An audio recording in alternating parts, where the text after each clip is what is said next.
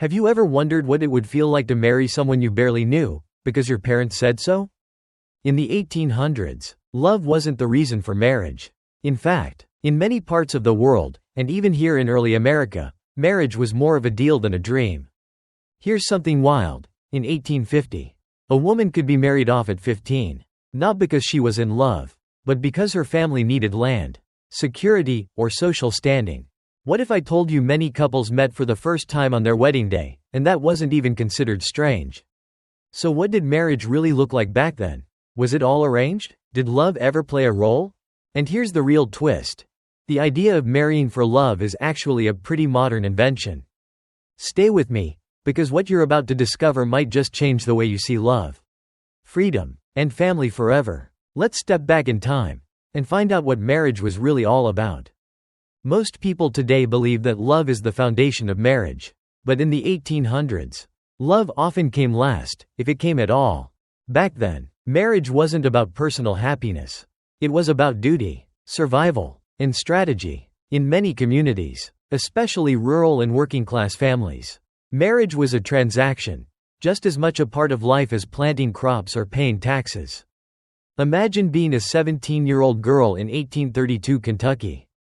You're not thinking about passion, romance, or a white dress. You're thinking about how your marriage will secure your family's land or merge two farms so the animals won't go hungry next winter.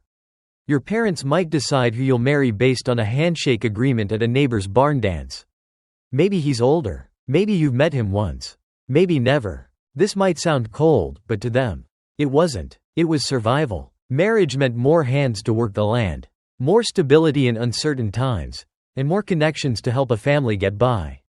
In fact, love was often seen as unreliable, too emotional, too wild. If it grew later, that was a bonus, but it wasn't expected. Families believed that affection could blossom after the wedding, not before. Choosing a partner based on feelings alone?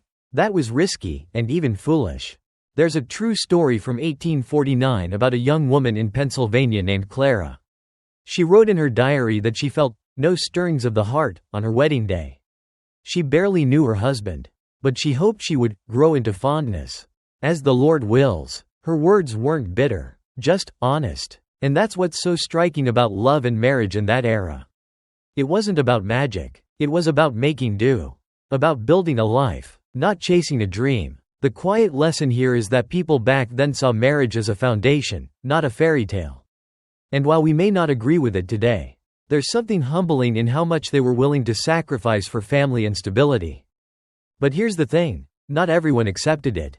Some questioned it, some resisted, and little by little, change began to stir. So what about choice? What about feelings? Was there ever room for love in all this duty? Let's take a closer look, because things weren't always so simple. To understand why arranged marriages were so common in the 1800s, you have to look at what marriage really meant back then. It wasn't just about two people, it was about two families. Two futures, sometimes even two fortunes. In a world where life was hard, uncertain, and often unfair, marriage wasn't a romantic escape.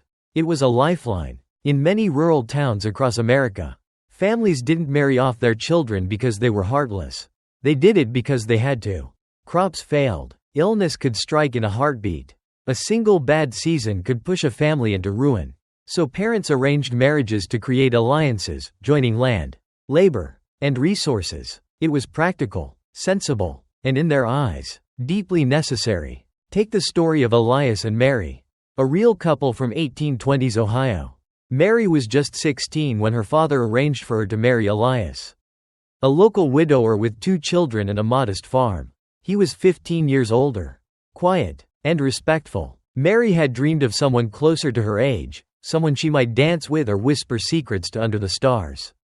But her family was struggling, and Elias had land, horses, and steady income. So, she married him. At first, there was little affection. Their letters are polite, formal, almost cold. But over the years, something surprising happened. Through shared hardship, bad harvests, childbirth, sickness, they grew close.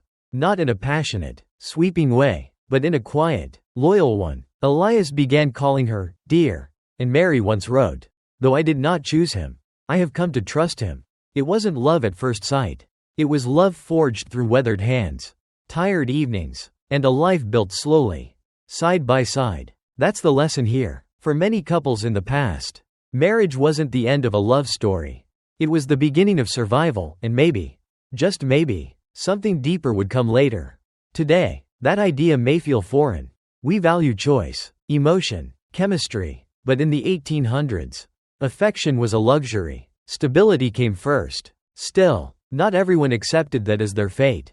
Quiet rebellions began to rise, young women refusing suitors, couples running off to marry for love, even at the cost of being disowned. People started to ask, what if marriage could be more than duty? What if it could be personal? And that's where the story begins to shift. Because in the cracks of tradition, something unexpected started to grow. Let's talk about love, the kind that wasn't planned. Was there space for it in a world built on arrangements? Not every marriage in the 1800s was arranged like a contract. While many were shaped by family decisions, social pressure, or economic needs, there were always cracks in the system, moments when love found its way in. Courtship, even in its most limited form, offered a sliver of choice. In some communities, especially among middle-class or urban families, young people were given opportunities to meet, write letters, attend church events, and, occasionally, fall in love. These were carefully watched encounters. But within them, sparks could fly. There's the story of Lila and Thomas, two young people from neighboring farms in rural Massachusetts. They met at a church picnic. Lila was 18, full of laughter and curiosity. Thomas, a year older, was quiet, with ink-stained fingers from writing poetry in secret. They exchanged glances that day. Then letters over the weeks that followed, dozens of them, folded and hidden in baskets of eggs or slipped between hymn books. Lila's father had already promised her to another man, a wealthier neighbor with 2 wagons and strong cattle. But she hesitated, she pleaded, she cried. And, miraculously, her father relented. Maybe it was the way Thomas showed up to chop firewood without being asked. Maybe it was the way Lila's face lit up when his name was mentioned. Whatever the reason, they married the next spring. Not for survival, not for land, but for something both more fragile and more daring, affection. Stories like theirs weren't common, but they weren't impossible either. Even in strict households, some parents were willing to bend. And in frontier areas, where life was less bound by old-world customs, individuals often had more say in who they married. Choice wasn't universal, but it was emerging. This shift tells us something important. Even in a world where marriage was largely a tool, people still yearned for connection. And sometimes, that yearning was strong enough to break tradition. The heart, it turns out, doesn't always follow the rules. But there was one more rule that shaped everything, especially for women. Even if they had feelings, even if they dared to hope, the question remained, did they have the power to act on it? Because love wasn't just about choice. It was also about freedom. And in the 1800s, freedom, especially for women, wasn't always theirs to claim. Let's talk about power, gender, and who truly controlled the path to the altar. In the story of love and marriage in the 1800s, one truth quietly shapes everything. Not everyone got to make decisions equally.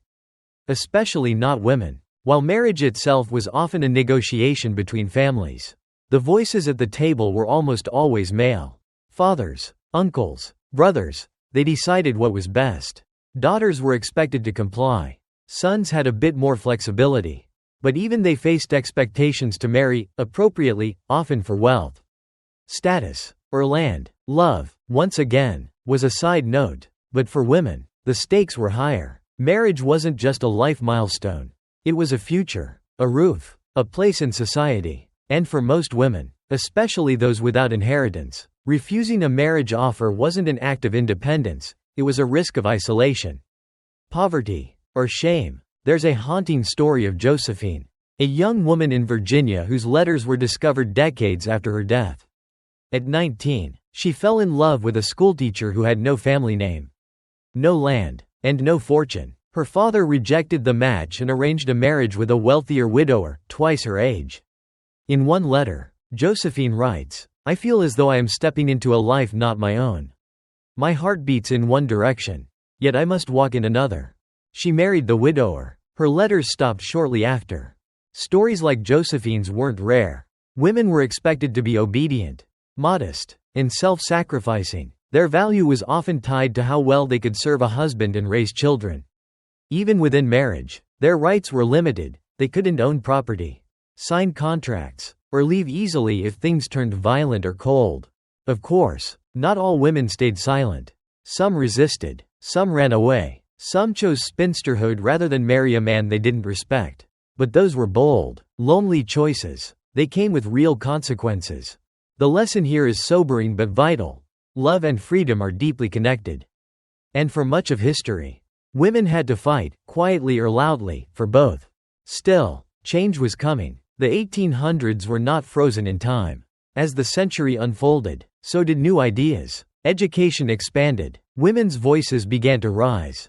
Cities grew. The world started to shift, and so did marriage. Because when people moved to cities, earned their own wages, and saw life beyond the family farm, the old rules began to loosen, and something new started to bloom in the cracks between tradition and independence. Let's talk about that turning point, the moment when duty slowly gave way to desire. And arranged marriages began to fade into history. By the late 1800s, the world was slowly turning on its axis. Steam trains roared across the countryside. Cities swelled with opportunity. And for the first time, many young people were leaving their hometowns behind. And with that movement came something quietly revolutionary: the freedom to choose. Arranged marriages didn't disappear overnight, but the reasons that made them essential began to shift. In the growing cities of America, young men and women found jobs, rented rooms, and walked the same crowded streets as strangers who might one day become something more. They met in factories, schools, libraries, and dance halls, not through family deals or dowry promises, but through shared experiences. For the first time, many people didn't need their parents to secure a future. They were building their own. One beautiful example is the story of Nora, an Irish immigrant who arrived in New York in 1882. She worked long days as a seamstress in a garment shop, sending money back home and saving what little she could.